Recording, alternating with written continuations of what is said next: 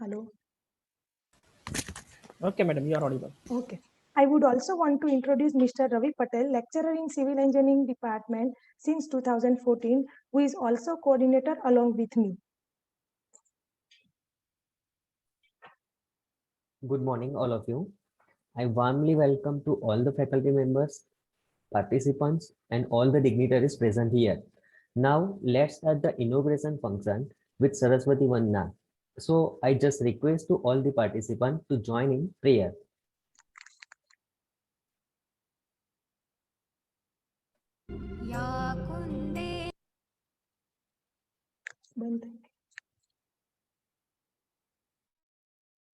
या कुन्देन्दु तुषारहारधवला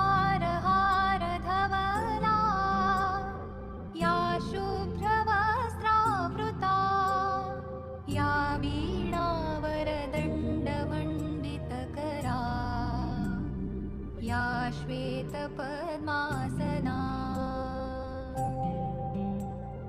या ब्रह्माच्युतशङ्करप्रभृतिभिः देवैः सदा वन्दिता सा मां पातु सरस्वती भगवती निःशेषजाड्यापहा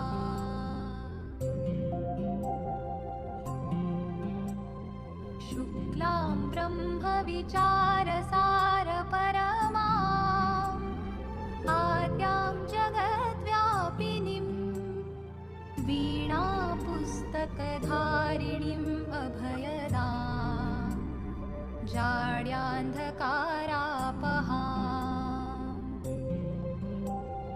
हस्ते स्फाटिकमालिकां विदधतीं पद्मासने संस्थितां वन्दे तां परमेश्वरीं भगवतीं बुद्धिप्रदां शारदाम्. Thank you all. Today on this occasion, we have the privilege to have many well-known dignitaries with us. I would like to give my warmest welcome to our principal, Dr. Y.S. Chopare sir, who is also the patron of our FDP. So I request sir to say a few words on this program and please honor our guest and welcome to the participants. Thank you.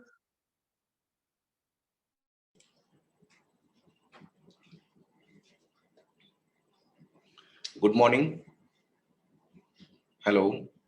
Good Yes, morning, sir. everyone. Audible? Sir, you are audible. Yes, sir. Good morning, everybody. Honorable Chief Guest, Dr. Neeraj Sharma, Chief Patron, Dr. B.R. Thakur Sahib, President of the STBS, all invited speakers, and all participants. I am very happy to announce this program and welcome all of the participants in this faculty development program. Civil engineering is not remain only to build the roads, bridges, canals, and houses. In this modern era of the present times, it is very challenging and promising because of the various issues the civil engineering branch is handling. And civil engineering branch is expanding with the latest technological innovations and to solve the various problems of the civilians in day-to-day life. In this program, the most of the topics related to the modern civilization and the problems in the modern civilizations are covered, like a waste disposal, which is a very critical nowadays, flood management, road safety, GIS, remote sensing, utilization of the industrial waste, biomedical waste disposal, geoinformatics, etc. The eminent speakers from the NIT and all over the country are invited to deliver the speeches. I hope that this entire program will change your attitude and will bring the awareness about the latest technological development in the civil engineering branch. I am very much thankful to the AICT. Under the Atal program, Atal Yojana, the fund is provided, and thankful to the president who constant gives the encouragement to run this to conduct such a programs. I am also very much thankful to the head of the department, Civil Engineering, Mr. Maulik Jariwala, the convener of the program, Ms. Pragna Desai and Ravi Patel, the efforts they have taken to make this program successful.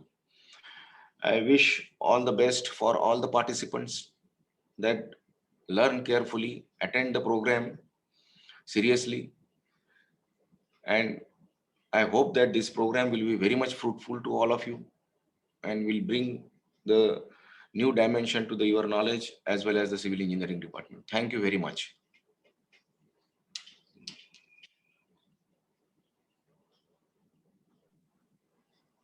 Thank you very much, sir, for your auspicious words. It is a great honor to me to welcome our today's chief guest, Dr. Neeraj Sharma, sir, Principal of GIDC College of Engineering, Navsari. I welcome sir on behalf of Tapi Diploma Engineering College, Surat. Sir has completed his BE, ME in Environmental Engineering and PhD from SVNIT Surat. Sir is having experience of more than 16 years of teaching and 3 years of industry. Sir has published 35 papers in international journal, 5 papers in national journal, 12 articles in international conference and 19 articles in national conference. Sir has organized 4 workshops and participated in 15 workshops. Sir has guided 32 PG students and 13 UG projects. Sir is associated with many professional bodies. Now I request Dr. Neeraj Sharma sir to say a few words on this FDP session.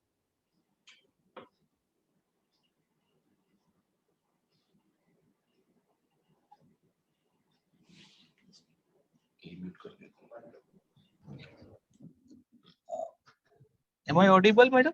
Yes, sir. Yes, sir. You are audible. Hope it is visible. Yes, sir. You are visible too. Okay. Very good morning. Particularly Dr. Bankim Thakur sir, Dr. Chopare sir, Mr. Maulik Jariwala, Pragna madam. Thank you very much for, first of all, thank you very much for inviting me to at least inaugurate this particular event regarding to the civil engineering trends. Very good morning to all other participants and all organizing committee members, students, and all who are on this online dais of this particular faculty development program. Very truly said by Dr. Chopare sir, now civil engineering has not only constrained to the limited themes which was conventional consideration, that is like road, building, and this all. Now have changed since last 1 or 2 decades or era. It has been changed, and as you know,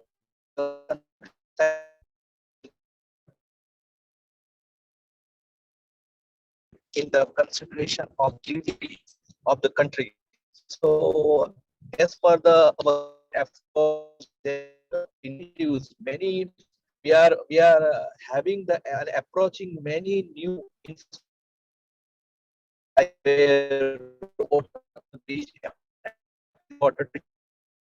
new developments are there.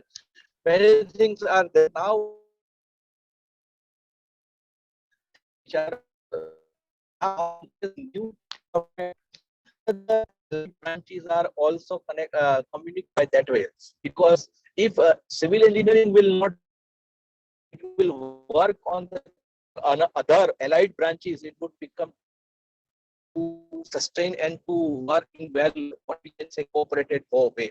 So that is the, can say, entire world now in search of sustainability, and the sustainability does not mean only to save the money. Sustainability means itself is a very vast meaning, and almost other branches, engineering and technology, civil engineering has major contribution to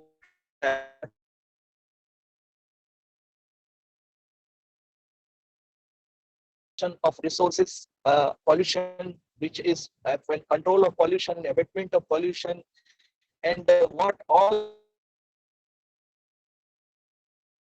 necessary to be aligned with the civil engineering. As all of you know, nowadays all civil engineering techniques, civil engineering material, they have been changed with some simulated and modelized technique. And for that, the new schemes who are at the level of education, who are at the level of working, who are senior even at post, they all have to get updation in with the recent trends of the civil engineering. And for that, I think I would like to congratulate TAPI Diploma Engineering College who have initiated for that, and also the AICT Atal scheme who have just given such opportunity to organize such type of events by through all concerns, all technocrats, all stakeholders of civil engineering. They can get updated and they can get what we can say that they will come with the new inputs and outcomes of their particular after this 7 days or 6 day, whatever this entire week FDP program. Because though 6 days are very less for understanding this updation and technology, but at initial level, one can have a blink in their mind to explore much. As I have gone through the brochure of this particular FDP Atal, definitely very senior and very eminent speakers are there. So definitely it would be too much productive output would be definitely expected from this. The need is only that place all participants will participate actively and keep the sessions interactive, ask their doubts clearly with the eminent speakers and get some input from provide particularly this FDP. Again, I would like to congratulate TAPI Diploma Engineering College for great initiative, and I hope that this particularly FDP, it will come and bring the all success in its own manner. So I would again like to congratulate all organizing committee, TAPI Diploma Engineering College management, and also I think I would like to express my sincere thanks to the AICT for giving the opportunity to develop organized sales. I would like to thank TAPI Diploma Engineering College to invite me and be a part of this particular event, and I wish grand success for this particular event. Thank you very much, madam. I wish that. Thank you, sir. I, Ravi Patel, on behalf of entire Civil Engineering Department, TAPI Diploma Engineering College, would like to express our sincere thanks to you, sir. Sir, really it is appreciable for us that you have accepted our invitation and instantly said yes. Thank you, sir, for your great assistance. We appreciate your arrival and your enlightening words. A special thanks, sir, to being here. Thank you, sir. Thank you. Okay. Now I invite our head of Civil Engineering Department and convener of this FDP, Professor Maulik Jariwala, sir, to give a vote of thanks to all the dignitaries.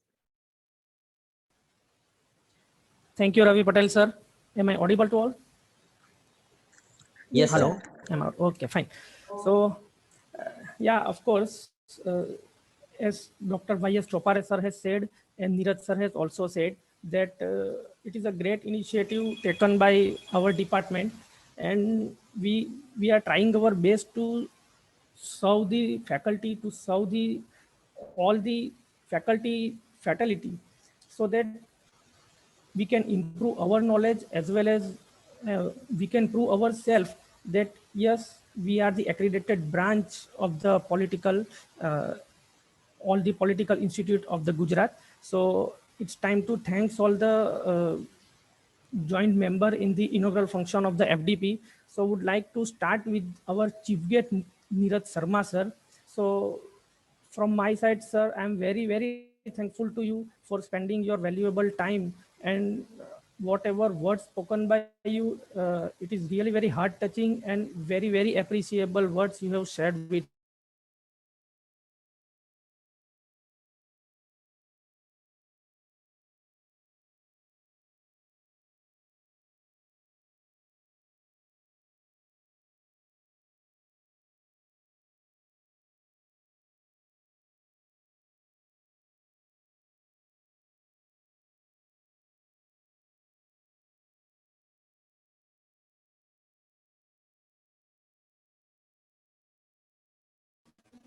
It is connected now. Yeah.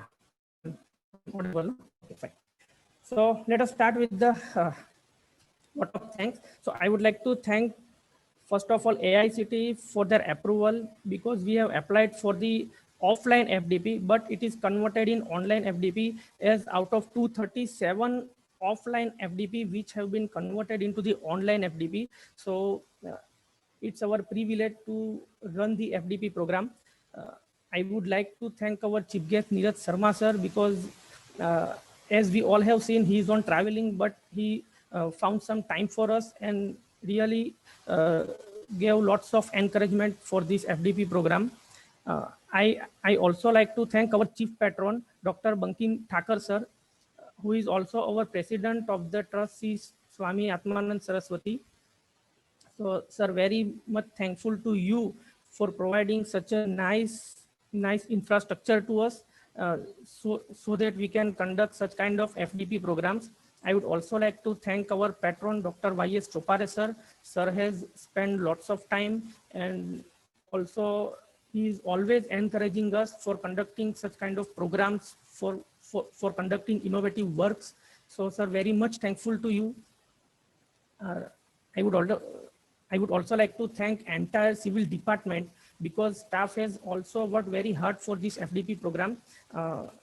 Also, both the coordinators, Pragna Jariwala madam and Ravi Patel sir, have gone through a very good preparation since last couple of days. So also like to thank both the coordinators, all the participants. I must say all the best to all, and very much thankful to you all the participants for joining in the inaugural function. All the coordinators of this program, and also my family, last but not least, the God Almighty, who has created such kind of moment in this COVID-19 condition. We all have to gather on online platform. So it's a very good opportunity for all of us. So would like to thank God also. So thank you very much for attending this inaugural function. Thank you, madam. Up to you.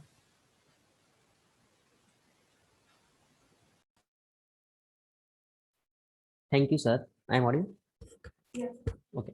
Thank you, sir. In this 5 days FDP, each day we have 3 sessions of approximately 1 hour 30 minutes with discussion. The schedule has already attached in Atal Web login and also sent through WhatsApp and mail to each and every participant. We have around 87 participants in this FDP. Out of them, approximately 25 participants from Gujarat, and the remaining participants are other than Gujarat state. I again warmly welcome to all the participants. As you know, the online certificate will issue to those participants who attend the program with 80% attendance and score with 60% marks in online MCQ based exam, which is arranged on last day. Okay. Thank you, sir. Thank you, sir. Now we end up our inauguration session here, and let's move towards the first session of our FDP. Now we are going to start our first session of introduction on recent trends and development in the field of civil engineering. We welcome our expert, Professor Maulik Jariwala sir, who is working as a head of civil engineering department in Tapi Diploma Engineering College, Surat. And the presentation topic is an overview of emerging trends and future of civil engineering. Sir has completed his BTech from Dharamsi Desai University, Nadiad, Gujarat, MTech in Town Planning from Sardar Vallabhbhai National Institute of Technology, Surat. Sir is honored with gold medal for getting the first position for MTech in 2009 from SVNIT, Surat. Sir has teaching experience of 11 years. Sir is also working as quality and technical manager in material testing cell run by Civil Engineering Department, which is accredited by NABL and ISO 9001 approved. Now I request to all the participants, if you have any question during the session, please type them into the chat box. I will bring them out during the session. We will have time for question at the end. So I request no one to switch on mic or camera during the session. Now without any further ado, I would like to give my warm welcome to Maulik Jariwala sir and turn over the time to sir. Thank you. Sir, please share your presentation. Okay, madam, I am audible. Yes, sir. Yeah, so let me share my presentation so that we can proceed for the session 1.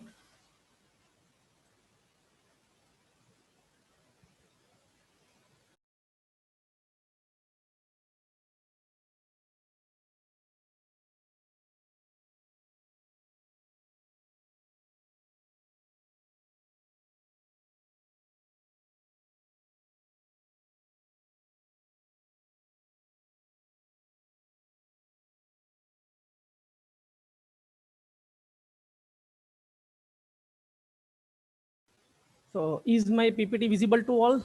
I think, madam. Yes, sir, audible and visible too. Okay, thank you. You can go on. So very warm welcome to all the participants in today's my first session.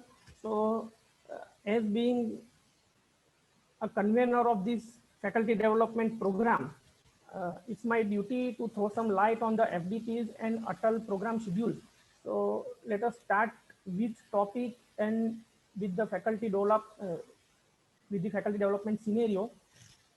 So as you all know that I'm going to throw some light on the recent trend and the future of the civil engineering. So some topics I have covered which are latest in the market and which are going to put in the market in near future.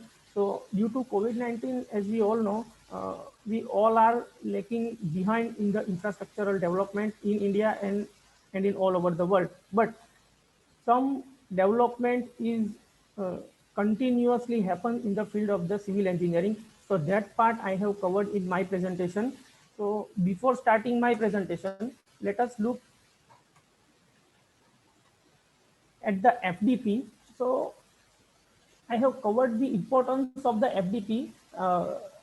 As you all know, faculty development or the development of the faculty is very much required, because as uh, the future development occurs, we need to upgrade ourselves also. So very good initiative taken by the AICTE, as Atal programs FDPs are going on since last 2018, where they have launched the FDP programs initially, and then after, now in this year 2020-21, almost more than 970 FDPs they have successfully completed, and the remaining 237 FDPs are yet to come.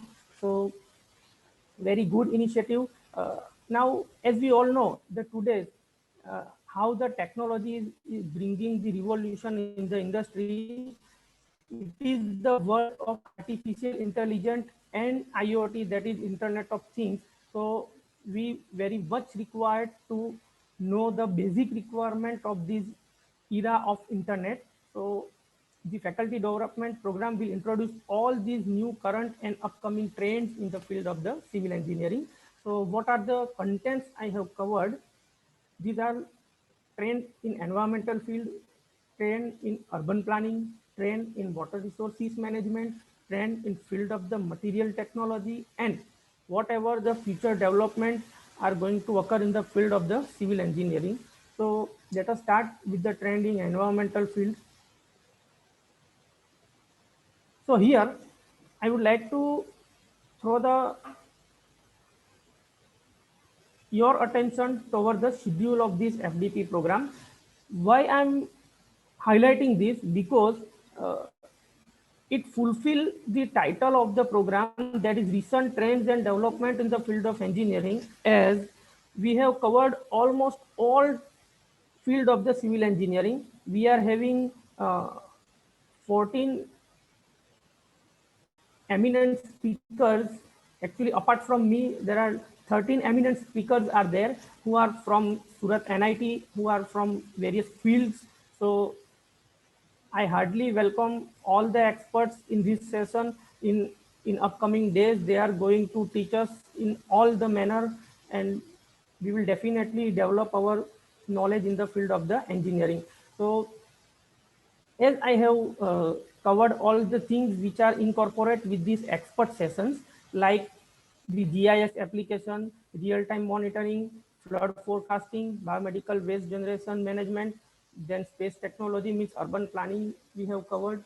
Then we have also going to cover the fluid dynamics by Manekar sir. Of course, the practice in solid waste management by very senior person, Mr. E.H. Pathan sir, who is working in Surat Municipal Corporation since last 30 years.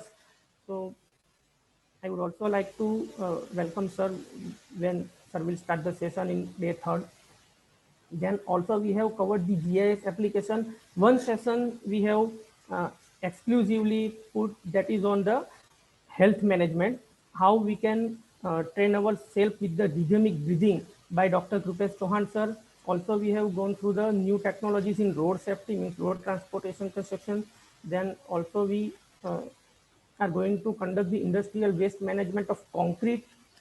Also, we are having the eminent speaker Nilesh Shah sir, who is also a member of ICEA, that is Surat chapter of Institute of Civil Engineers and Architects, and also Kamlesh Dalal sir, uh, who is who will conduct the session on the industrial scenario of re-strengthening of the structure. So this is how the entire program is breaked up. So now my part is to throw uh, the light on the current trend. So as we look the civil engineering field on the macro entity, we are having numbers of branches. As you have seen on the screen, we are having urban planning and infrastructural development. We are having transportation engineering.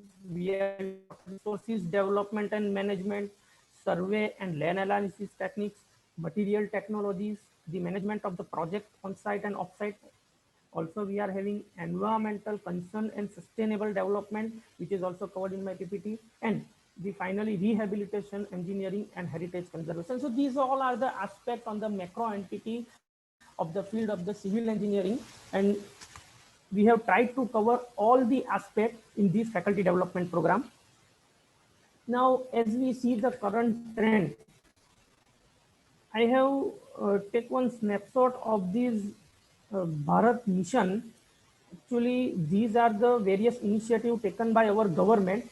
So I can say that this is what the current trend happening in the field of the civil engineering in our country.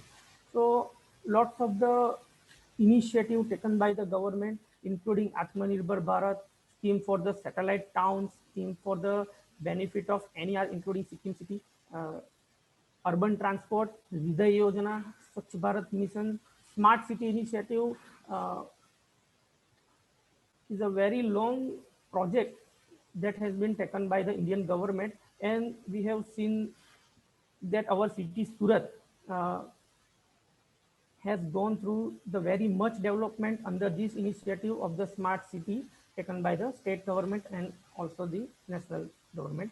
So some other are the Eastern Region Urban Development Program, Atal Mission for Rejuvenation and Urban Transport, जैसे अमृत योजना, then प्रधानमंत्री आवास योजना, दीन दयाल योजना for the livelihood missions, then Jawaharlal Nehru National Urban Renewal Mission, JNRUM, then Credit Risk Guarantee Fund. So these are some very well-known initiatives taken by the civil engineering field. Government has put lots of weight on the development of the civil engineering, or I can say in the development of the infrastructure of the nation. Some old schemes are also there, that is Rajiv Awas and others.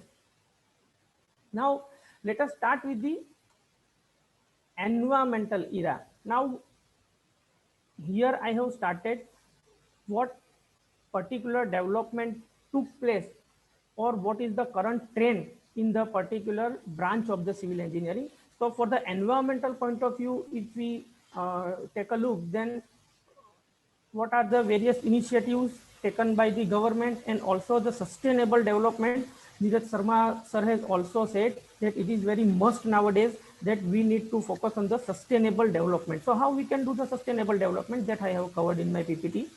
So let us start with the focusing on environmental concerns, which are only related with the infrastructural development, right? So basically how we can focus on the environmental part in the development of the construction industry. So how the construction industry impact on the environment, that we need to study first.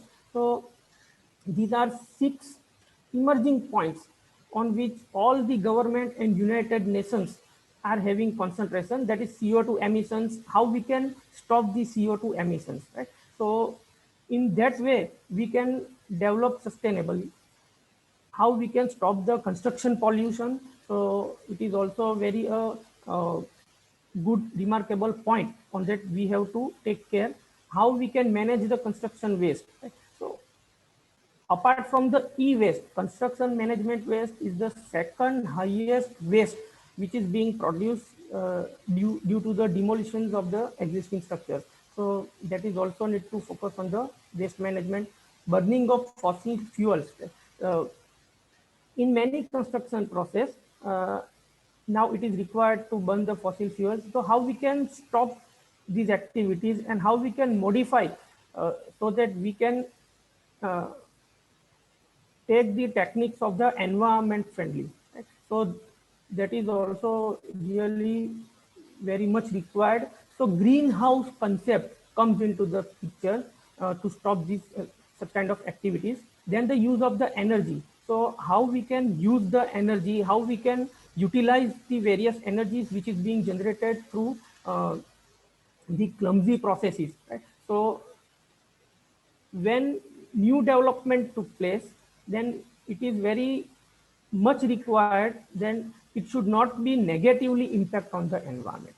So that can be looked after, and without harming the wildlife, without harming any animal, wild animal or domestic animal, or without destroying any vegetation. So this is also very much taken care in the development of the environment friendly infrastructure in the nation and in all over the world. So this is what the main focusing point of the construction activities. Now, of course, by keeping in mind those all factors, we can reduce the impact of the construction on the environment by designing the sustainable construction project, that is green building. So we should adopt the green building techniques. So it is very much an important technique by which we can minimize the wastage. So, and also by using the natural resources, we can make the green buildings. Now, secondly, we have to increase the energy efficiency of the building. One of our eminent speaker, Dr. Krupesh Chauhan sir, is working very hard on the energy efficiency of the building. And we have also made one project on how we can find the efficiency of the building and how we can increase the energy efficiency of various buildings. So it is a very much highlighted points on which we all need to work as being a civil engineer. Using sustainable building materials, it is there in my PPT. Later on, we will see that what kind of materials nowadays that has been used in the construction activities. Setting out the emission reduction targets, it is very required, because while we are adopting the techniques which emit lots of wastage, CO2 emission will be there. So that how we can reduce that, we have to take care. And minimizing the discharge of the pollutant, that is grey water. Of course, green building will cover this aspect of the grey water by utilizing the grey water in the use of various activities. So this is how we can reduce the impact on the construction on environment. So you all might be know about the how to make the building green. These are some initiatives we all need to take in the building to make it green. Right? So of course, rainwater harvesting, very old topic, by putting the wind turbine on the terrace. Solar is a very much appreciable and needy initiative taken by the government, because government is providing subsidy on the solar paneling schemes, so that we can use we can take the advantage of this subsidy, and we can have such kind of panels which can naturally absorb the sunlight and converts into the energy. So this is a very helpful initiative to make the building green. Then we can also use small things in our rooms by utilizing the natural air and ventilation, by putting the windows and doors accordingly, so that we can have the natural lights all the time in the daytime, so that we can create in the green buildings. And other things I have highlighted in this figure, that is how we can use the gray water, right? After the treatment of the used water in toilets and all, kitchen waste and all, we can utilize it, we can reuse it in flushing and all the activities, so that how we can make the building green. So this is just an initiative which is very in trend nowadays. Now, here the second focusing on the sustainable development. Neeraj Sharma sir, our today's chief guest, has gone through the definition. He has also said that we cannot give a single definition to the sustainable development, but yes, I have covered one definition of this development, that it meets the need of the present without compromising the ability of the future generation to meet their own needs. So that how today's development will be helpful to the tomorrow's people or tomorrow's human being, that can be termed as the sustainable development. So in India, the nation is gone through the various 94 multilateral agreements under which it is covered the sustainable development of the India in all aspects. So India has also signed the United Nations Framework Convention on the Climate Change and has acceded to the Kyoto Protocol in 2002. And still we are there in the race of the sustainable development worldwide. These are the main 12 focusing points in the help of the development of the sustainable. So India has gone through the advanced coal technologies, national wide energy mission we have started, national solar mission we have started, technology improvement in iron and steel industry. This is where India has to focus more, because we are the largest producer of the steel, construction steel in all over the world. Now technology improvement in cement industry also, energy efficiency programs in the industry also, vehicle fuel efficiency programs, improving the efficiency of freight transport, better urban public. Of course, due to pandemic, these all initiatives are running in the background and at very low speed, but as soon as we get the freedom, all will come into the platform. Better urban public and non-motorized transport. We actually, India has to focus in these 9 parameters, which I have covered from the 12th 5-year plan, that how we can use the public transport or non-motorized transport. This will change the use of the fossil fuels and all. So now e-buses are there, so that we can easily use the e-buses. In metro cities, BRTS has gone through the purchase of the e-buses, and the people are also converting their transport facilities into the e-facilities. So by lighting, labeling, and super efficient equipment program, we can change the scenario of the sustainable development. Faster adoption of the green building codes, it is now become must to change the development. And as soon as we started manufacturing the green buildings, of course, we will prove the sustainable development worldwide. And improving the stock of forest and tree cover. Plantation schemes are also initiated by the government under the 12th 5-year plan. So it is very need nowadays, because as we have seen the changes of the climate in India, we are also facing the 3 climates in a day. So here it is must required, as per the 12th year plan, that we need to do the forestation and to plant the trees regularly.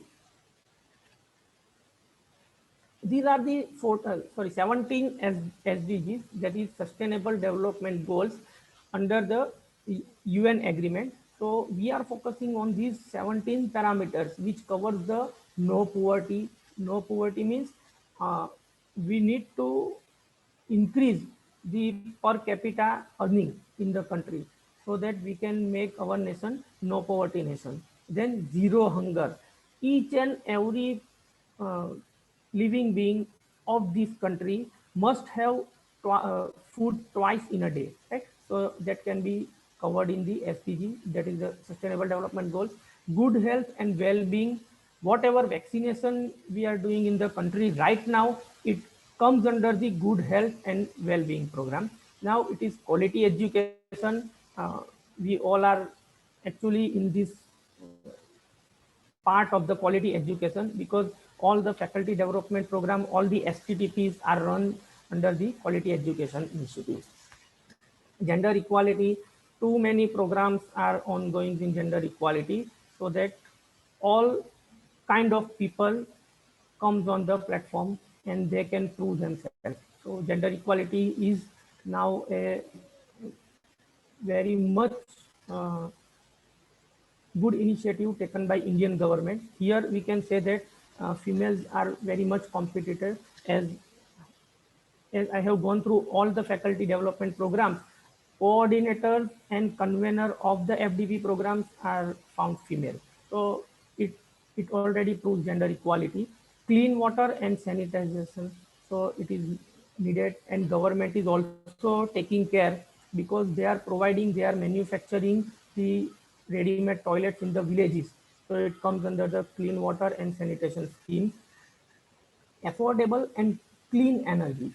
So all the solar paneling and wind turbines, government are fitted and providing the energies under this category, affordable and clean energy. How we can reduce the use of the energy and how we can get the clean energy, it comes under this parameter. Decent work and economic growth. These 8 parameters, these 8 SDG will be fulfilled if all 1 to 7 goals are fulfilled. Industry, innovation, and infrastructure development. Here we will see how in our construction industry, the recent trends of the construction industry, whatever the future plans of the industry, and what will be give boost to the construction energy. So it comes under the 9th SDG. Required inequalities, to reduce the inequalities.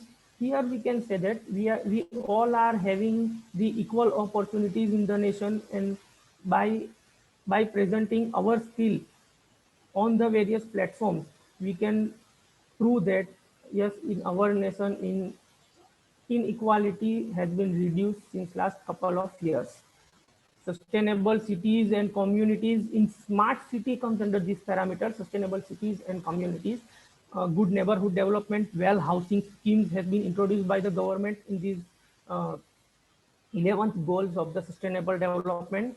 Then responsible consumption and production. So industrial development is very much need to get the attention from the government as well as from the side of the engineers also, so that we can minimize the consumption of the natural resources, and by adopting new techniques we can produce the maximum, as China has done very good in this parameter. Climatic action. Now we are having our own satellite, right? So that we can say that yes, we are in the race of the good broadcasting of the climatic conditions in the nation. Life below water, how we can conserve the life below water. It is also a good initiative for the sustainable development, and government also looking after these 14 parameters. Life on the land, also vegetation, and how we can protect the animals, that is also covered in the 15 SDG. And peace, justice, and strong institutions that can develop the nation in a better way. Partnership for the goals. So P2P projects are ongoing by the government for make it possible. So these are various initiatives, and we all are working under these initiatives, because your quality education is also covered in this initiative. Now let us look in the trend of the era of the urban planning. So I have covered geoinformatics in planning, smart roads, smart survey gadgets. So these are some new innovative techniques nowadays used in the field of the planning. Of course, today's session, second session, which will be covered by the Dr. Bhaskar. So he will throw more light on the geoinformatics, but my part is to cover some points of the geoinformatics. So let us start with the geoinformatics.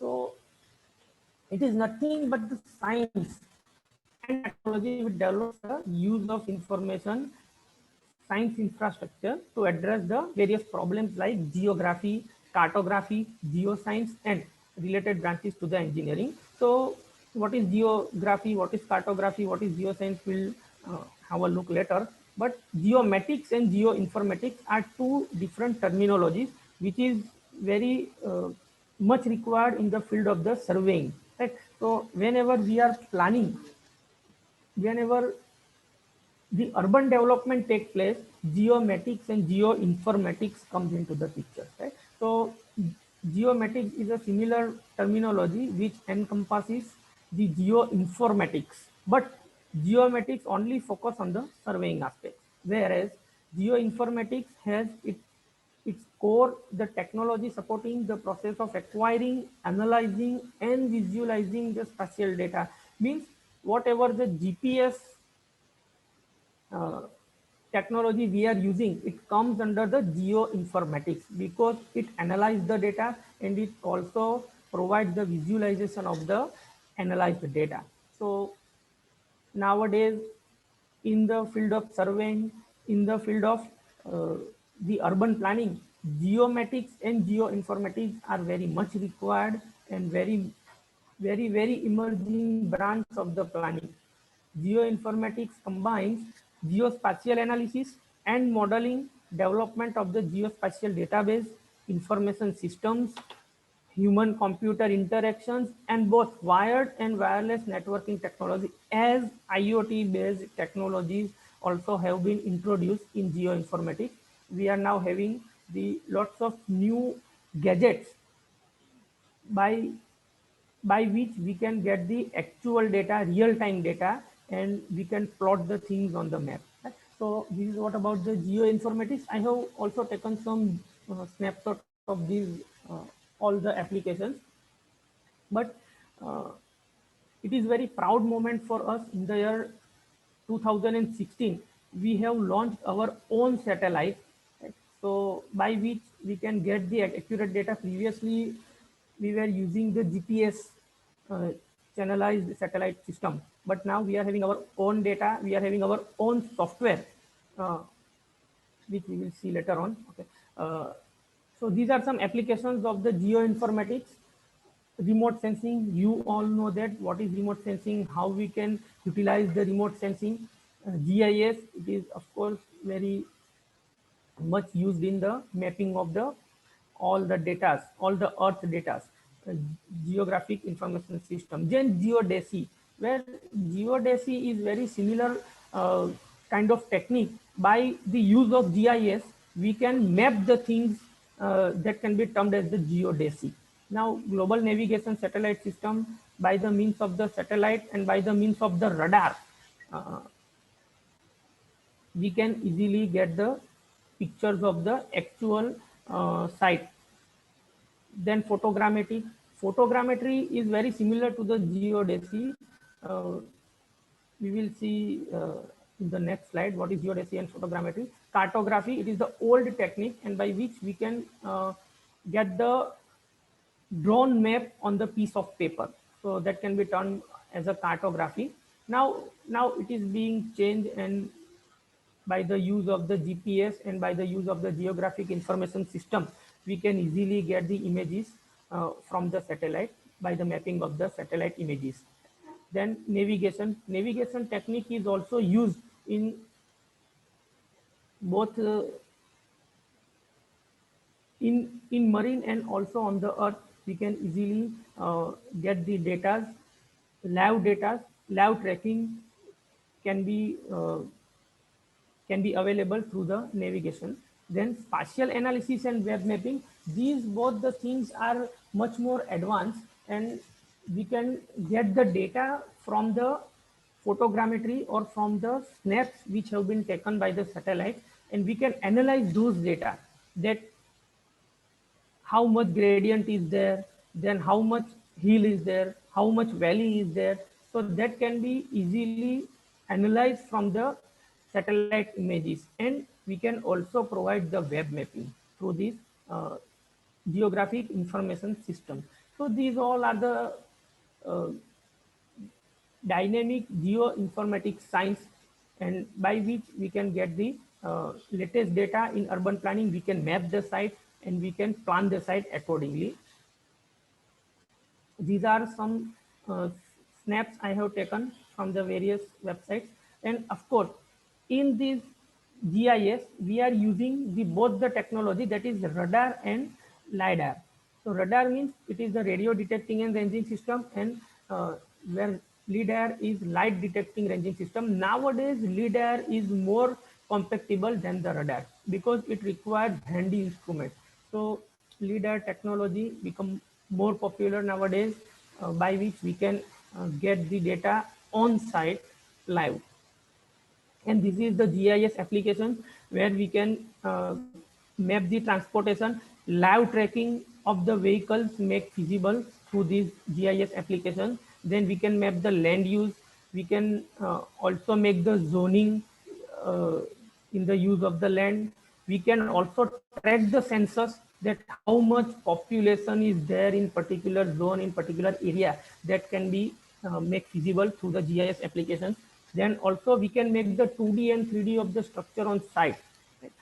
Postal codes also can be present on the data, which will be analyzed through the GIS application. And we can also raster image on various software, and we can analyze that image for the use of various land mapping. So that can be possible in geoinformatics. Dr. Bhaskar will take care of all the things because he is going to present his expert presentation on the geoinformatics. So I'm not going too much deep in this section. So this one is the pier or pillar, which is found in Belgium, and it can be termed as the old geodetic pillar. As we all know the terminology benchmarking survey, right? We all have gone through the benchmark points. Right? So in old technique, people were using this old pillar in Belgium to be a benchmark. And with reference to this benchmark, all the points were marked on the paper. Right? So this one old technique of geodesy. Then photogrammetry method I have mentioned below, that Belgium image. So by various analyzing data, we can get the 3D coordinates of the picture also by photogrammetry method. And how the global navigation satellite system works, we can found our actual live position on the Earth's surface by this global navigation satellite system. In marine technology, they are using these live tracking systems, and we can easily track various boats and ships in the water also. Because in water there were no any towers fitted in the sea, so that we can use the satellite and we can track the live ships in the sea also. Now, this is what I just want to highlight, that we are having our own satellite, and by the use of this satellite, we are, means our government is using various applications and running various applications by the use of GIS, that is navigation with Indian constellation, NAV IC. Right? So this is what we have initiated in 2016, and now we can use our own GPS, as we are using the GPS which were created by the United States. But now in future, we are having our all tracking system and all our geographical position system in our mobile phone very soon. So this is the platform which can also provide by the ISRO, that is Bhuvan. So in Bhuvan, if you see various pictures, various tabs, that now we are having the Bhuvan TD, Bhuvan 3D, open data, climate and environment, all the things I have mentioned in the application of the GIS. Right? So geoinformatics will provide such kind of platform, and anyone can use this platform for their research work and for their own use. Here in bottom of the tab, the urban, rural, tourism, water, e-governance, forestry, agriculture, all the things uh, are incorporated by the Indian government. So it is very proud moment for us that we are having our own geo platform. Right? Uh, it, it named Bhuvan. So this is just for the information that how much latest technology we are using nowadays. These are some image of the statistical mapping and cartography. Old technique, this one is the medieval depiction. One map was prepared in 15th century by the use of the cartography technique. And the below hand map with differential spatial patterns I have taken, but we are not going in this differential pattern.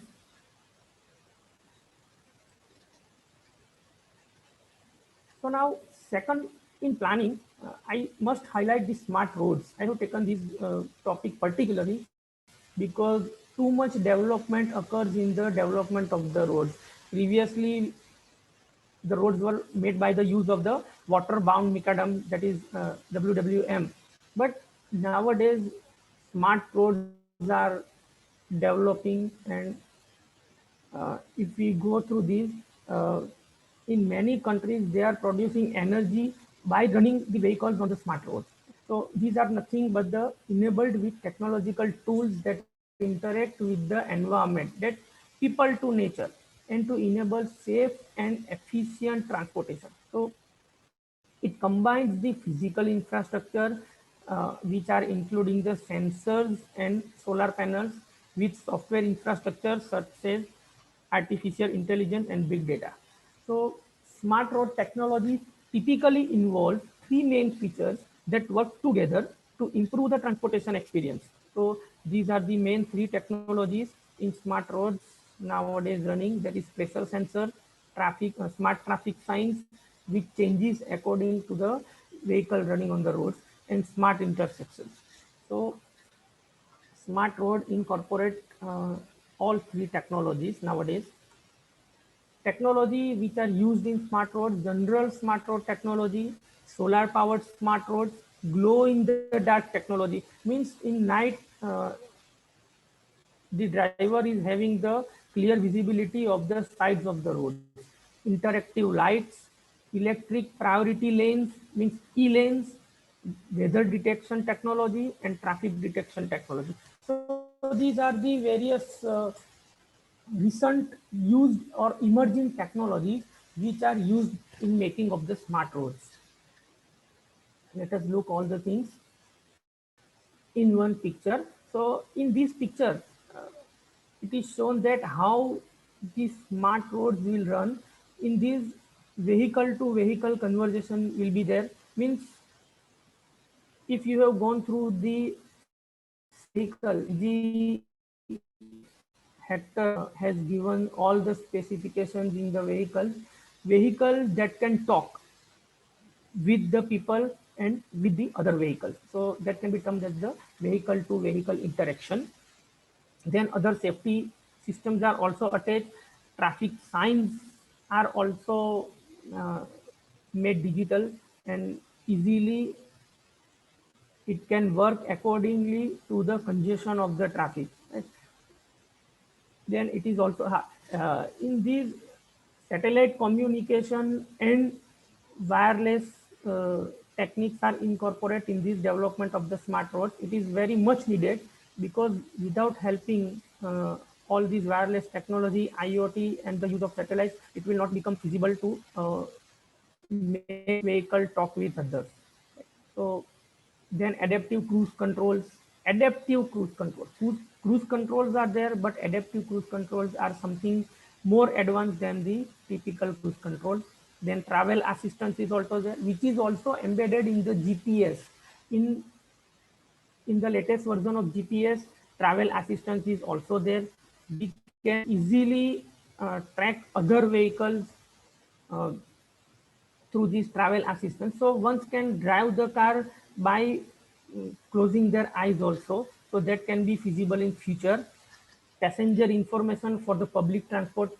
So these all are the technologies in smart roads will be introduced in nearer future. These are the advances which are ongoing. That is road that harvest energy. Means while the vehicle runs on the road, it produces the energy. So some sensors are fitted, some turbines or some kind of arrangement is there which can produce. So I have mentioned harvesting of the energy. So roads that can produce the music. So during night traveling, if any driver get bored with the typical driving phenomena, then road will automatically create the music by running out the way. Uh, in this pleasant atmosphere, one driver can easily drive the car. So that can be happen. Roads that automatically weigh the vehicles. How much weight is there in the vehicle, that automatically measured by the roads. Roads that automatically charge the e-vehicles. So in South Korea, I think South Korea is the first one who developed the e-vehicle lane. Separate e-vehicle lane is there in South Korea, so that all the e-vehicles can run on that lane, and that they can charge their vehicles on that lane also. Roads with smart wireless digital traffic signs, roads with smart traffic violation detection, citation and notification systems. Uh, it can be made feasible in China and Japan, where they have also fitted the smart digital traffic signs. They have also put some notifications that are smart, that the red light wall will come in front of the stopped lane. So that can be possible in smart roads. Roads with V2X and VNet, that is car can talk easily vehicle to others. V2X means so easily the car can talk with the other cars, with the other object which comes into the way of the car. So that can make possible in the smart roads. Roads with smart intersections. So intersection can be developed in the way that it can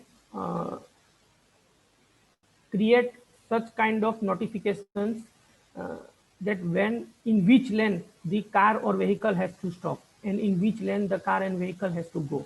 So that can be done in the smart road technology. And roads with smart street lights that can automatically switch on and automatically switch off for the saving of the lights, for the saving of the energy. And the third part of the planning, that is smart survey gadgets. So in nowadays, we all know that we are using the total station in surveying in the field of the civil engineering. But now when the DGPS, that is digitally global positioning system, come into the picture, by the use of the satellites, we can map the land piece easily. So that global navigation satellite system comes into the picture. So GNSS, it is nothing but the global navigation satellite system. By the use of these rover, these two instruments, we can have the clear picture of the land piece on our mobile set or on the set which is provided with the rover.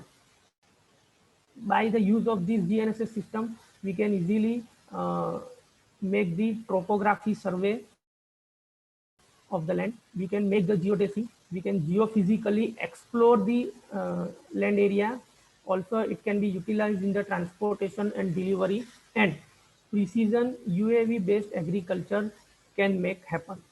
Where and what kind of crop we have to make, that can be possible through these GNSS survey equipment. Secondary, in survey, now this super van, or I can say that the LiDAR mapped van, are very much needed in the road, because it can easily detect the potholes. It can easily detect the undulations of the roads. Okay? So it is nothing but the system, complete system, which is fitted with the data collection equipment, survey and analysis the data. So it can be termed as the LiDAR mobile mapping van. So we have seen such kind of machines when any VIPs or politicians come and wherever they are traveling, such kind of van is approaching against the their traveling. So these van nothing but it is fitted with the GPR, that is ground penetration radar system, and it also can have the 3D accelerometer. So it can measure the speed of the vehicle and by measuring the friction with the existing road, so that at how much speed the vehicle can survive or the vehicle can run maximum, that can be detected by the vehicle also. Then thermal camera, all the 360-degree camera is fitted on this car, and also it is equipped with the GPS and laser scanner, which are directed by the LiDAR system. So this is the latest most technique in the field of the surveying. We don't need to walk on the road. We don't need to establish our instrument on the side of the road or at the center of the road. But by automatically running this vehicle on the road, we can have the clear picture of that road. So this is the latest in the field of the surveying. And last, the drone survey. So apart from the DGPS, now this one is the era of the drones. Everywhere in news we are listening, we are watching, the drones are there, people are making the drones, and it is also widely used in the military also. So we can also use the drone for the surveying of the land. So the drone survey refers to the use of the drone, or it is UAV, that is unmanned aerial vehicle. It can be termed as a UAV also, to capture the aerial data with downward facing sensors such as RGB or multi-spectral cameras and LiDAR payloads. During a drone survey with the RGB camera, the ground is photographed several times from different angles, so that we can have the image from various angles, and each image is tagged with the coordinates. So by measuring the latitude and longitude with the help of this drone, we can get the exact 100% accurate image. Various applications of the drone, that is in land surveying and cartography, in land management and development, in precise measurement, in stockpile volumetric measurement, in slope monitoring, and in urban planning. Various these are not the all the applications, but some applications of drone surveys. But drones are widely used nowadays in the field of surveying, in the field of construction industry also. Drone can lift the material also, and can take or can monitor the construction activity also on the site. So that can be done by the drone. These are the images, some images which is taken by the drones and various use of the drones. By survey, we can overlap the housing 2D images on the 3D image which was taken by the drone. This one is the road approach taken by the drone. Here some heap volume or stockpile is identified. The stockpile is identified with the help of the drone. And this one is the picture of one cliff which is being taken by the drone, so that we can make the contours with the help of the drones also. This one is the aerial map of the construction zone with existing and projected buildings. So it is very much required in urban planning, because if we identify the zones which is already developed or which is already evolved in the old city, then it can be done easily with the help of the drone. Now let us look at the water resources engineering. Dr. Yadav sir and other eminent speaker will throw more light on this field, but I have taken only two parameters in the water resources engineering, which are most and very much emerging in the field of the water resources engineering. That is portable flood protectors and sequential batch reactor in STP. So in sewage treatment plant nowadays, to eliminate the primary and secondary clarification, sequential batch reactors are very much useful in the development of the sewage treatment plants. And what are the portable flood protectors? As due to the natural calamity occurs like flood, now it is required at common level, at household level, to protect ourselves by such kind of flood. So we can easily purchase these protectors and use these protectors barriers while the flood occurs. So flood are becoming the very common in all over the world. Homeowners are required to be deal with these seasonal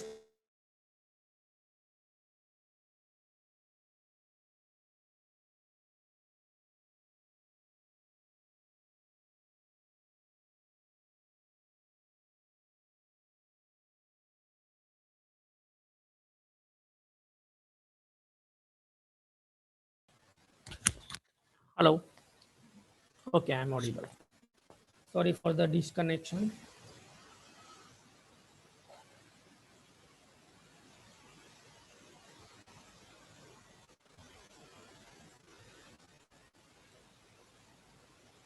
Okay, fine. So let us start with the trend in water resources development. So as we all know that floods are becoming the more common in all around the world. It is now very much required to protect against the seasonal threat like flood. So some easily available barriers which can prove as a home remedies against the natural disaster, like water gates. These are nothing but the, in right side image, you can easily watch that these kind of barriers can restrict the flood in your society, in your privilege. So we can use such modern techniques against the flood. WIPP, that is water insulated property protector, on individual houses we can protect by these layers, that is WIPP. We can make these huge protector in the vicinity of the house, and we can restrict the flood water entering into the house. Such other techniques are dams. So these can be also termed as the sandless sandbags, because in previously sandbags are very much useful to protect against the flood, but in quick dam some kind of folded sheets are available which can be easily absorb 4 gallons of water. Here it is already written. It absorbs near about 4 gallons of water. So by putting these sandless sandbags, we can restrict the water entering into the houses. Flood blocks, or I can say that flood barriers. In our country, India, flood barriers are easily available on various websites like Amazon and all. So by putting these blocks, we can also restrict the water. Aquabox is also one kind of barrier which can restrict the entering the water through the gates into the house. So these are the latest technology. Portable flood protectors are available. This can be helpful in the natural calamities like flood. And secondary, I have covered, that is sequential batch reactor in STP, that is SBR. So it is nothing but the technology which can combine all three actions: equalization, aeration, and clarification in a single unit. Right? So by using the sequential batch reactor, we can eliminate the primary and secondary clarification and aeration. Right? So there is no need to make the separate chambers of the clarification and the aeration tank. So in one single basin, we can make this possible. So in this system, wastewater is added to a single batch reactor, treated to remove undesirable components, and then it discharged. Equalization, aeration, and clarification, as I have told, it can be done in a single batch reactor. Potential capital cost saving by eliminating clarifiers uh, and the other equipment, pumps and all. So nowadays, this kind of flow sheet can be utilized in the manufacturing of the sewage treatment plants, in which only one sequential batch reactor basin is provided instead of providing 3 separate basins for the clarification and aeration, so that in this one single basin we can make the clarification, we can introduce the air bubbles and can perform the aeration, and then after we can separate the sludge and gray water. Right? So the gray water will be there and it goes for the pressure sand filter and the activated carbon filter, and then after finally collection tank will discharge the somehow treated sewage water. Right? So that can be utilized in various activities also. And the secondary which sludge collected from the bottom of the basin, that can be goes into the filter place and in the equalization tank.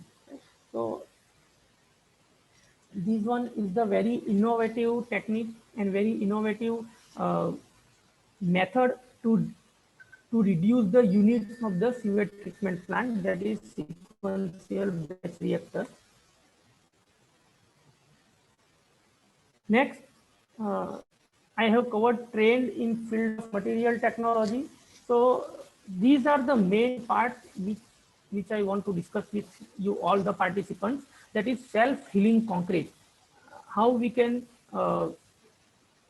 use the self-healing concrete and to eliminate the maintenance of the concrete works. 3D printed house. Easily we can print the house, we can make the house with the help of the robots.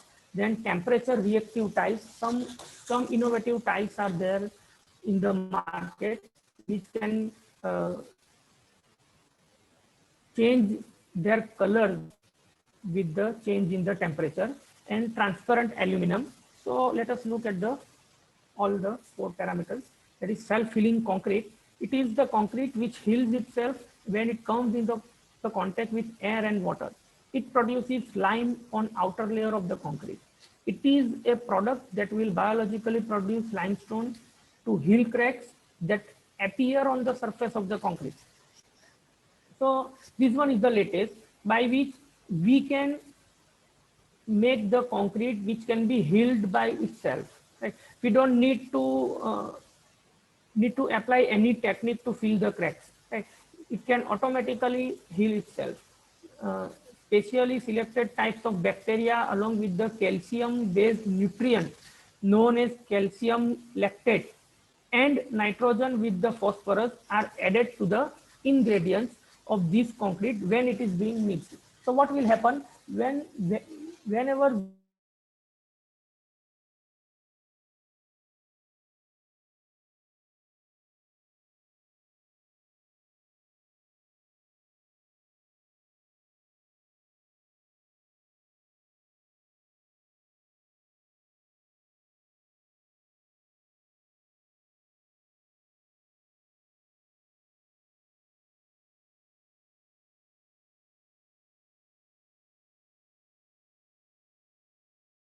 in last couple of 4 or 5 years. In 2013, it was firstly implied, and now recently in many countries, their governments are making the roads with the help of the bacteria. So they're termed as the bioconcrete or self-healing concrete. Now with the help of the sodium silicate, we also make the self-healing concrete, and also with the help of the fungus that can be termed as the Trichoderma raceyi fungus. So with the help of this fungus, we can also make the self-healing concrete. So these are some technologies which is being used in the development of the newly evolved concrete. This is the process of self-healing concrete. I have taken it from one website, that how these bacteria works. Right? it is of course a pure eco-friendly technique because no one is going to harm by this reaction of the bacteria with the lime in the concrete, but it makes the gels in the concrete which is being uh, produced with the help of the catalyzation process. So it is a very well-known chemical procedure which can be adopted in the self-healing concrete. So not going technically too deep in this self-healing concrete. Uh, Second part is 3D printed house. So we all have seen the 3D printers, right? It is not the printers which are used in the printing of the papers, right? But we can make the models, we can make the things with the help of these 3D printers. This printer is having the robotic arms and which can be easily print the things, easily cast the things accordingly. So the technology for printing physically 3D objects from digital data, of course, we need to input some physical data, some drawings into the unit of these all the mechanisms, and then it will automatically develop. So it was invented by Chuck Hull in 1984, and then after in 2004, Professor Baruch of the University of South Carolina attempted first 3D printed wall. Right? So in 2004, Professor Baruch has casted one 3D printed wall with the help of the 3D printer. So no manpower is required in the construction of these units. This professor has also developed the FDM 3D printer mounted on a robotic arm that extrudes the concrete layers instead of plastic to create the 3D models. So we can easily make the plastic models with the help of the 3D printer, but the professor developed such kind of printer which can also produce the entire structure with the help of the 3D printer. So with this innovation, now it is possible to build a house in just 20 hours. So due to the time limitation, I have not covered video of this manufacturing of this structure in 20 hours, but it was made happen that in 20 hours, one entire building was developed with the help of the 3D printer. And it also will become possible to build house on the moon with the moon soil by this 3D printing. So everyone has a desire that we will have the house on the moon, but how it can be possible to make house on the moon, right? So by this technology, we can make the house by utilizing the moon soil on moon surface. So this is the latest one in the field of the civil engineering, 3D printers. This is how the robotic arm works and the entire structure formed with the help of the 3D robots. That's why it can be termed as the print. It is the printing of the house. We can say that printing of the house or manufacturing, 3D manufacturing of the house. Now in France, world first house was developed with the help of the 3D printer in 2018. In the year 2018, in France, first structure was built up worldwide. First pedestrian bridge was constructed in 2016. I think it is in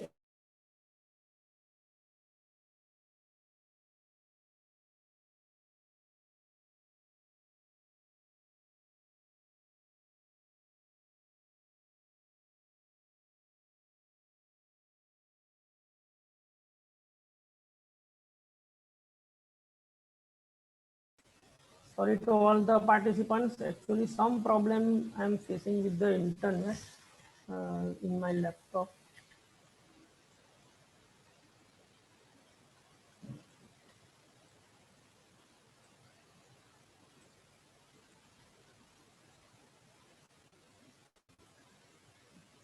So continue with this.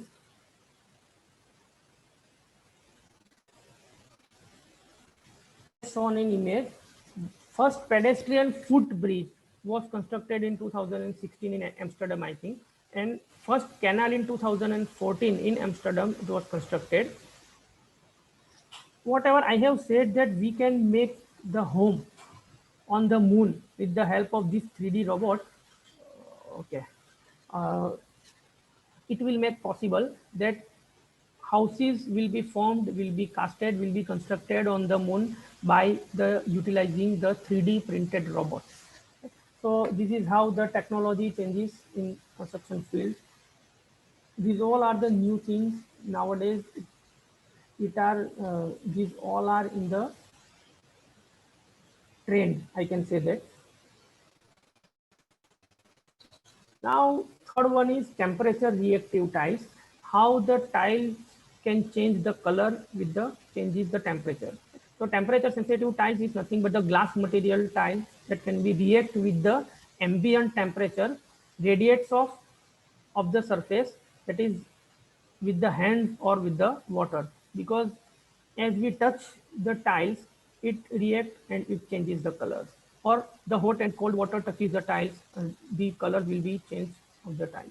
So one Australian botanist has found in the year 1888 that there were two separate melting points of this benzonite, polyester benzonite. So by the use of this technology, one can make the tiles, and these three type of reaction will be happen in the tiles, that is isotropic, nematic and smectic reaction. So how the temperature increase, or when the temperature increase, it will change and reshape all the micro organs of the tiles, glass tiles, and will go through these three different stages, that is isotropic, nematic and smectic. So color changes begins at the selected activation temperature and simmers through the three phases, one with its difference of 6 to 10 degrees Celsius. So this variation is very much sensitive, and it changes the color in tiles like this. So in all the photographs, if you seen that water comes into the surface of the tiles, it changes the colors. So the it goes through the various phases, so that found some changes in the colors of the tiles. It can be utilized in the various tiles applications like decoration, platform finishing, as a tabletop we can put, and in the bathroom tiling we can utilize these tiles. So this is what new and will become very popular in near future. Last one in this category, that is transparent aluminum. So we can make the transparent aluminum, right? With the use of the ceramic, we can make the aluminum transparent. So it is a crystal clear and ultra hard advanced transparent ceramic material that is manufactured via powder processing. So it is nothing but the transparent ceramic. So in the field of the ceramic industry, we can have such kind of tiles, we can have such kind of transparent aluminum, which can be widely used in near future. It is also marketed under the name Alone by some reputed company named Surmet Corporation. So in India, it is available. Since it has a cubical spinal structure, it can be fabricated to the transparent windows, plates, domes, rods, tubes, and other forms using conventional ceramic powder processing techniques. So widely it can be used, as we have seen. We can make the transparent windows, we can make the transparent plates, even domes, even tubes. So also used in lightweight, high performance, transparent armor application, such as bulletproof and blast resistant windows in military camps. So this is what the utilization of the transparent aluminum can be done in various use of the military military aspects. It is also known as the aluminum oxynitride. So this one is the secondary technical name of the transparent aluminum. This one is the spinal structure of the aluminum, and one tent I have put it over here. So the tent was made with the help of the transparent aluminum. Okay? So this one is the layer of the transparent aluminum, lightweight layer formed or fitted into the tent so that clear visibility will be there. And you will be surprised to know that whatever screen guard we are using in our mobile phones, laptops, tablets, that all are made with the help of this transparent aluminum. So some kind of glass are very costly, 200, 300, 500 rupees we are spending for the fitment of this glass, transparent glass. So definitely it was the aluminum. Okay? So we all are using this transparent aluminum nowadays, but we don't know that we are using this technology in our protection of the screen of the mobile phones and gadgets. So this is how we can utilize the transparent aluminum. Now the last part of my session, I'm not taking too much time because madam has given me only 1 hour and 30 minutes. So I must have to complete this. So last section of my session, that is future of civil engineering field. As my part is to throw light on this FDP and only to discuss with the current trend and future development, I have covered only 3 aspects of the future emerging techniques, that is robotics in the construction, electric charging roads, and aerogel. All are very much needed future technologies which will definitely come in near future. So let us start with the robotics. Construction robots are automated machines that assist in the construction, but I have specifically written over there that although the fear of the robots taking over job is understandable, it is more likely they are upgrading jobs rather than stealing them. So we can say that we don't have to fear about the robots, but we can utilize the robots in the construction industry so that we can reduce our manpower, or we can reduce the load of our manpower, rather than I can say that. So these robots help to protect workers from a hazardous working environment. So where we think that it is not desirable to work with the manpower in this era, we can use the robots in that particular activity. We can utilize the robots, reduce the workplace injuries, and it also address the labor shortages. So where it is very difficult to find the labor, we can get help from the robots. So that can be possible in the future of this construction era. Construction robots may be involved in specific tasks such as bricklaying, painting, loading, demolishing, and bulldozing. So these demolishing and bulldozing are very familiar, but we are utilizing the equipment or vehicles with the manpower, because men are sitting in the bulldozer machine and run the equipment. But with the help of these robotics in construction, we can only run the robot, we can already run the bulldozer by simple operating the remote controls. So that can be possible. Robotics and automation are expected to play an increasingly important role in construction industry in the next decade. Definitely it will come, as we all are facing this pandemic. So all the developments are yet to come in the next decade. So these are some snaps I have taken from the website. What kind of robots we can use? So very simple, very helpful in industrial robots, so that we can easily make the walls and feed the other vehicles with the articulated robots. So these are the nothing but the robotic arms which can be easily fitted or constructed the single element on site. Then artisan robot. So as we have discussed the 3D printed house. So in that technology, these kind of artisan robots are utilized. With the help of these artisan robots, we can make the 3D printed houses. And collaborative robots, which are jointly work with the manpower, so that manually the person has to operate these robotic arms. So that can be termed as the collaborative robot.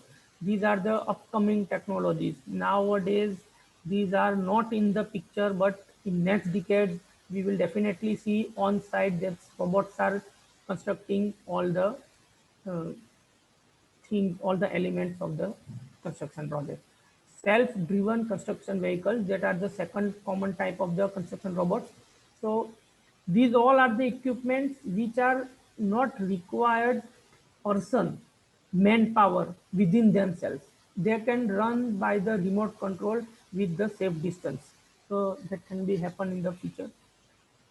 As we are having the kids toys in our house, we can make the big toys on the construction industry, for the construction industries.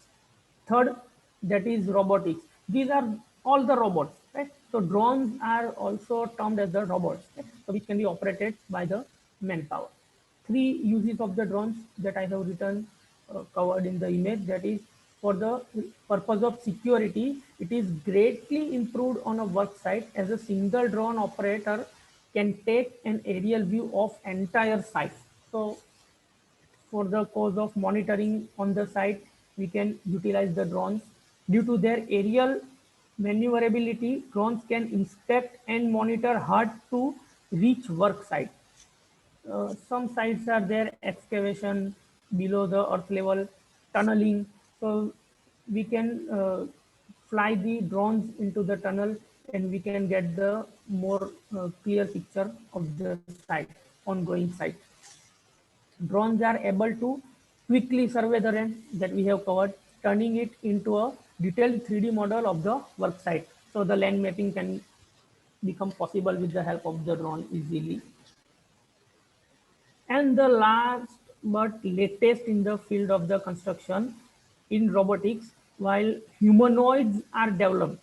Right? Humanoids is nothing but the robots which can be used in various construction activities. So some kind of construction activities which are not feasible by the manpower, by the person, then we can use such robots. NASA has developed the Valkyrie, and some other company has developed the HRP-5P, which can be utilized completely in the fitment of the drywall sheets and all. And these Valkyrie, NASA is already using in space stations, where it is required to minor maintenance and repairing of the space station. These Valkyrie can easily do the work in space. So these are some new techniques, new robots which are upcoming in the future, which are already trending in the future. India is very behind of utilizing these kind of robots, but in near future we will also see such kind of robotic mechanism in the development of the construction industries and infrastructure. Now second, electric charging roads. So an electric road, or I can say that e-roads, electric road system, that is ERS, is a road which supplies the electric power to the vehicles traveling on it. Yes, we can charge our vehicle by simply traveling on the road. It can make happen. So as soon as this technology will adopt by the all the citizens in all the smart cities of the nation, uh, we are going to see such kind of electric charging road, because with the help of these electric charging road, we can make charge our uh, on batteries of the vehicles. So common implementations are overhead power lines in trams. We have seen this. India is having a huge network of the tram in Mumbai, Old Mumbai, and in Kolkata also. So previously it was used in overhead power lines, but nowadays it is ground level power supply system which is being installed into the roads. So through conductive rails or inductive coils embedded in the road, we can charge our vehicles by simply running on the road. Overhead power lines are limited to commercial vehicles, public transport, while ground level power can be used by any individual vehicle, which allows for public charging through power metering and billing system. So whatever consumption taken by the vehicle, we have to pay for this. That can be happen. Korea was the first to implement a public electric road with a commercial bus line in 2013, and after testing an experimental shuttle service in 2019. So that we can say that we are almost 10 to 12 years behind of the Korea, because we are yet to introduce such kind of technologies for the public transport. So we are not having the electric roads, but in future we will also going to see the electric roads.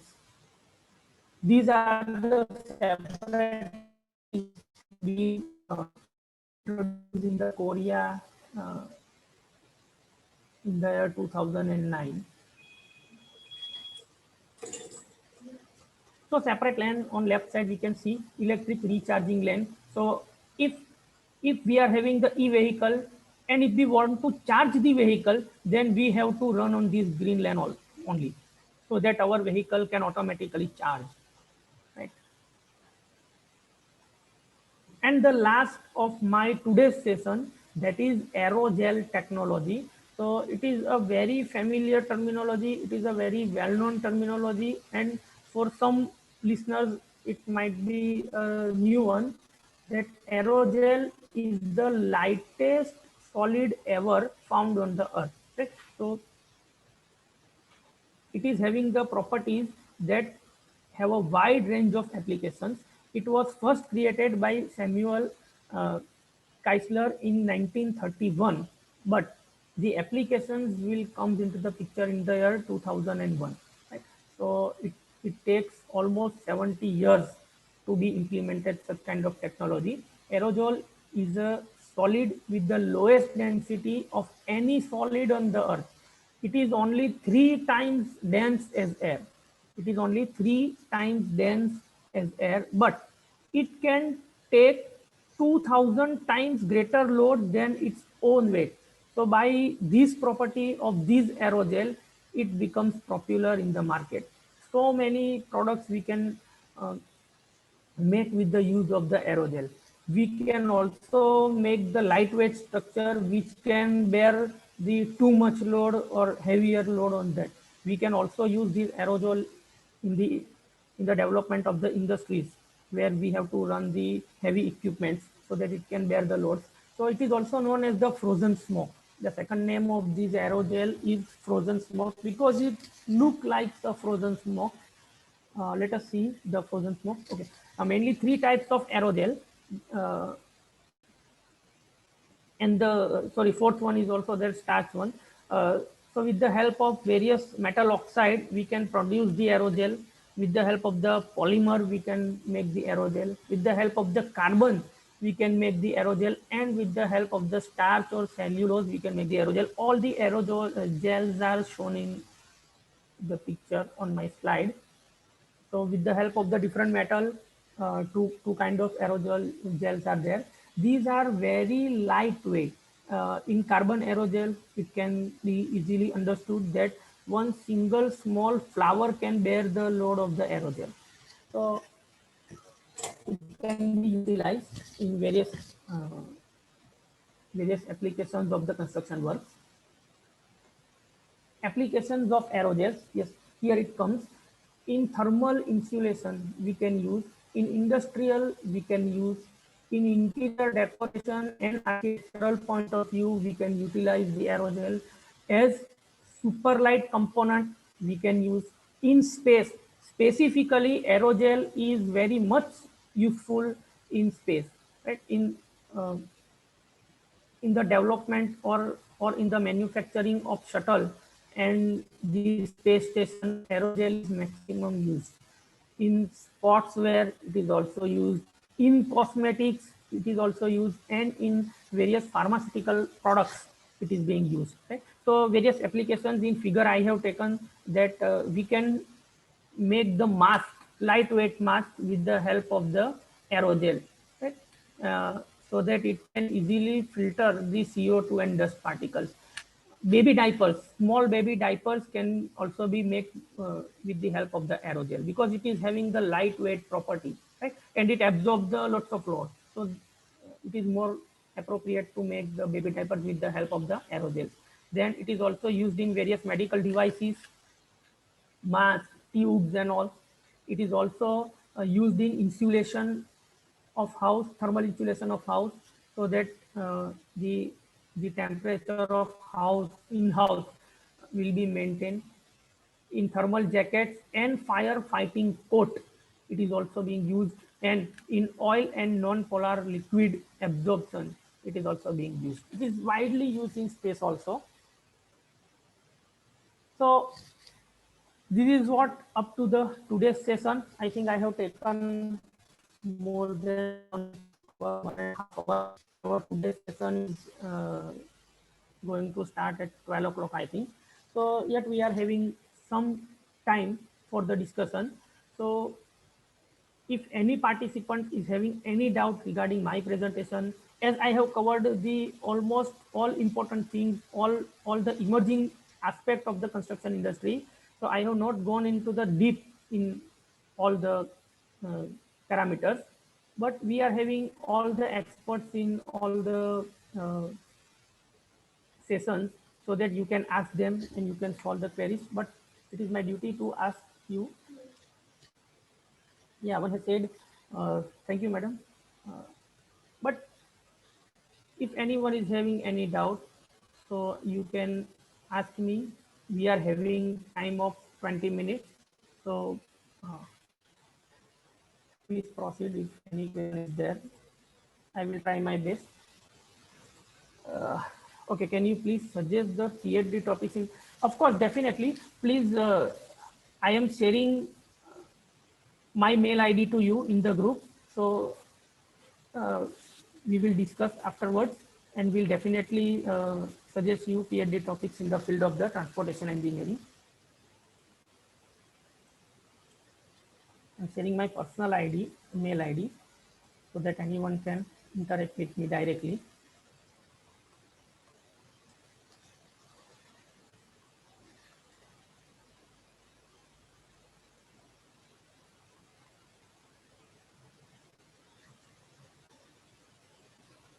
See, the cost of aerogel depends upon the product.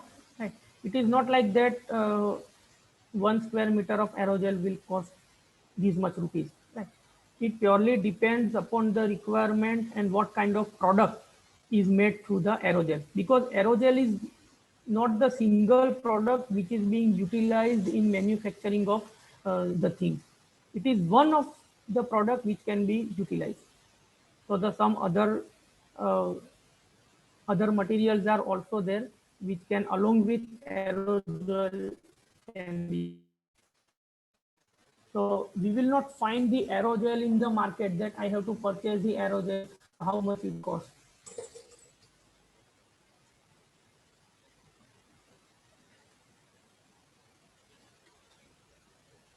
Anyone of, actually we are having a huge participant list.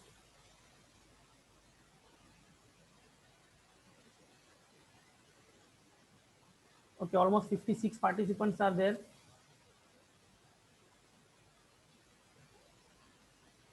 I have shared my personal email ID. So if anyone is having any doubt regarding any technology, so please let me know. I will definitely try to solve your query.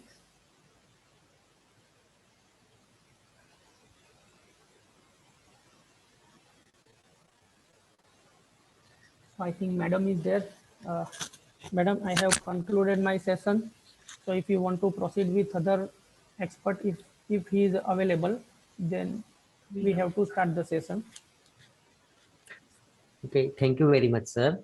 Really, it is a privilege for us. I really thankful to you, sir, for such a nice expert lecture to enlighten our knowledge about emerging trends and the future of civil engineering. Thank you so much, sir, for this remarkable and enlightening session. It was a pleasure to hear you. Thank you, sir. Thank you, sir. We are grateful for your time and you took to share your thoughts about an overview of emerging trends and future of civil engineering with us. Dear all participants, one request is there. Please join with your name as per registered in AICTE Atal platform, so we can put your attendance easily. And there is not any attendance link which we will share here. We will put your attendance by taking a screenshot on our portal, and after the we will put your attendance after the completion of our FTP.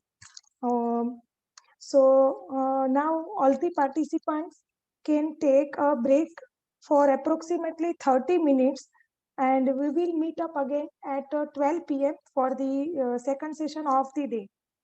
So thank you very much all.